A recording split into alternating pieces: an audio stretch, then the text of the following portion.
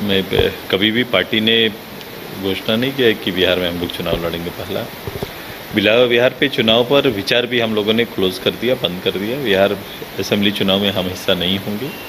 दूसरा, अपना एनडीए चुनाव वहाँ लड़ रहा है। अगर एनडीए को ये लगे कि उस प्रचार में आजसू या आजसू के लीडर को भाग लेना, तो ये हम लोग हिस्सा हो सकते हैं, प्रचार का हिस्सा हो सकते हैं। मैंने बोला प्रचार का हिस्सा हो सकते हैं। तो मैं दोनों चीज़ आपको बोल दिया कि हमारे नेता या फिर पार्टी के या मुझे अगर वहाँ पर उन्हें लगता है कि वहाँ प्रचार का हिस्सा होना चाहिए तो हम लोग सहयोग में रहेंगे।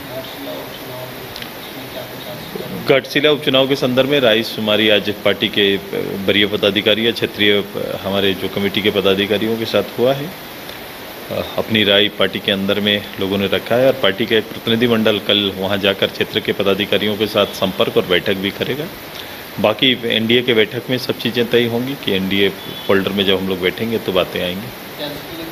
एनडीए के बैठक में ये चीज़ें आएंगी। पश्चिम बंगाल में फिर से आप लोगों को रोका गया,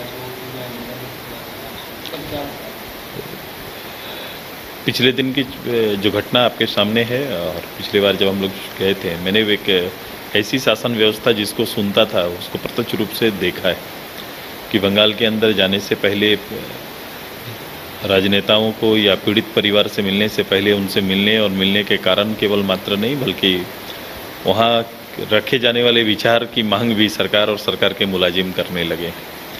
भागीदारी लेने वाले टीम के मेंबर्स और गाड़ियों की संख्या भी मांगी जाने लगी। तो ऐसी परंपरा और ऐसा देश के अंदर में एक इस तरह की शासन व्यवस्था को तो कहीं देखा नहीं इस प्रत्यक्ष राजनीतिक जीवन में। लेकिन ये बात का एहसास 2 दिन के इस घटना ने करा दिया कि बंगाल के अंदर में किस हद तक जो राजनीतिक दबिश शासन के रूप में वहाँ के लोगों का है और अभिव्यक्ति के जो मौलिक अधिकार है उसको किस हद तक दबाया जाता है, रोका जाता है, इसका एक प्रत्यक्ष उदाहरण वहाँ के शासन ने दे दिया है।